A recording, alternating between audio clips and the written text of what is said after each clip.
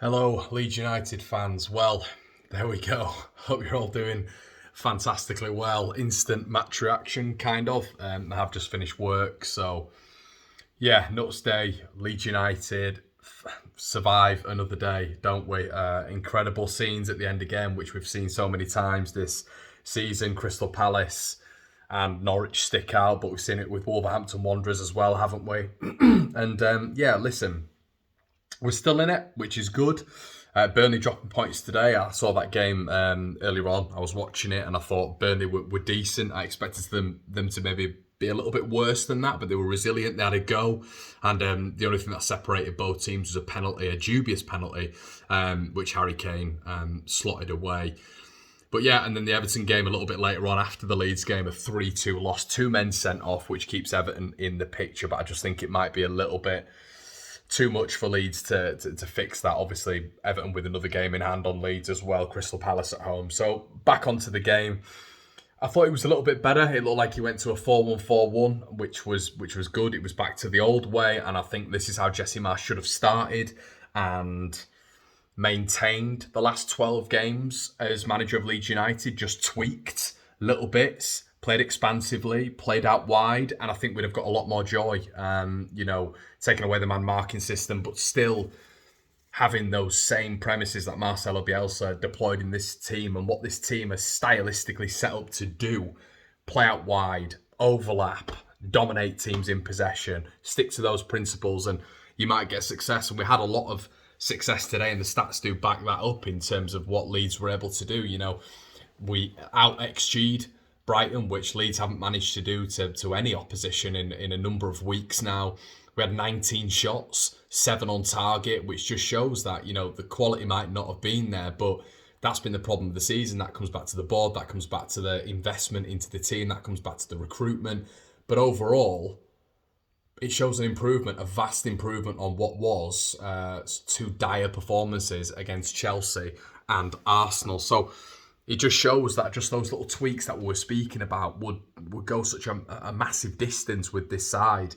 I thought it was a little bit of renewed confidence in the second half. I thought the first half I thought Brighton could have got a couple, to be honest. McAllister, I thought, was playing well. We spoke about him on the pre-match as being the danger man. Just technically, very good player and someone who I wanted Leeds to look at with him not getting minutes for Brighton that much last season.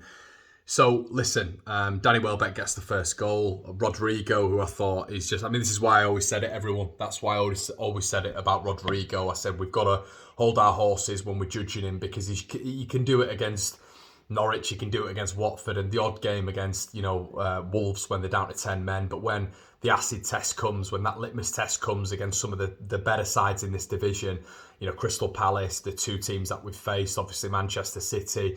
then he's got to stand up and be counted, and he hasn't. There's a lot of leisurely jogging towards the press. I'm not a fan of that because that's just pure effort. And I think today a lot of loose passes, which we've seen from Rodrigo continuously. Sort of just the body language is all off, and you guys will know what I mean. And it was sort of his fault, which led to the first goal, slacking possession with a simple ball to Jack Harrison, really, really simple. And then Brighton broke away, and a lot of people are blaming Rodrigo for that, but there is a lot to do for Brighton to score there, and the absolute abomination that is Diego Llorente's defending. In my opinion, when it comes to one-on-one defending anyway, is always going to be called out on this channel because one-on-one, he cannot defend, in my opinion. It's all well and good when he's going forward and maybe grabbing a couple of goals a season, but there is a reason Real Sociedad were extremely happy to see this guy leave their club. He is I'm not confident in him. He's got a mistake in him, and I tell you what, if Liam Cooper made those sorts of mistakes, the Leeds fans would be hanging him out to dry, but Coops doesn't make anywhere near the same mistakes as Diego Llorente does. But I want to focus on some positives as well. Joffrey, great to see him start. I thought, his ingenuity for the Leeds United goal was spectacular, and that's the quality. That is the individual quality. The system might break down at aspects, when you're talking about maybe Joffrey's acceleration and maybe him not being positionally aware at times, but his individual quality is something that will win Leeds games. It's shown it before when he's won penalties, when he's scored goals, when he's got assists. in key moments. And another one today, another player who we've spoken about, Rafinha, if he wasn't there, then we'd be down. There's an argument that without Joe Gelhardt, Leeds United would be down. So he's a key pawn in Leeds staying up. So he was absolutely fantastic with that calm, composure little chip over the defender and knocking it over to Pascal Struijk. And he has to start football games. And this has been a big problem with Marcelo Bielsa. It's been a big problem with Jesse Marsch. We know fitness has been an issue, but, a lot of, the two managers that we've had have wanted Dan James to press from the front. But really, that hasn't worked either, because the successful pressures that Dan James puts the full-backs under and the centre-backs under doesn't sort of outweigh the quality that Joe Gelhardt brings to the party when it comes to his output.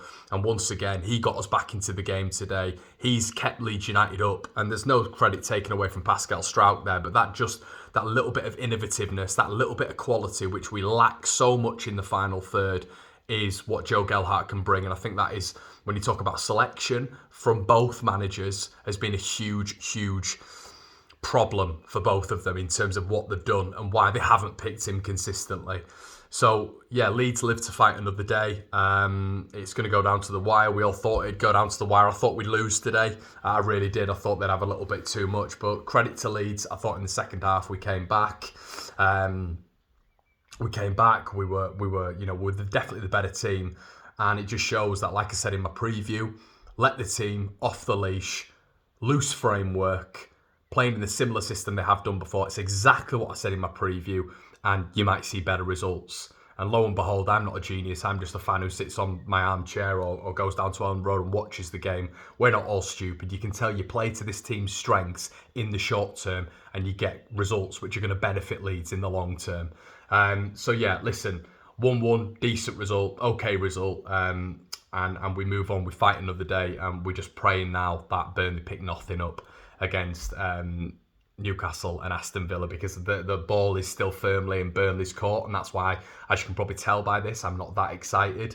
I'm happy with the result. I'm happy we've stopped the rot. I'm happy we've managed to get back into it, but it is still in their court, so we are hoping on other teams. And I will be a little bit worried about that Brentford game. I think there's a more likely scenario of Leeds staying up if obviously Villa and Newcastle. I think Villa and Newcastle beating Burnley is more likely than Leeds going to Brentford and getting anything.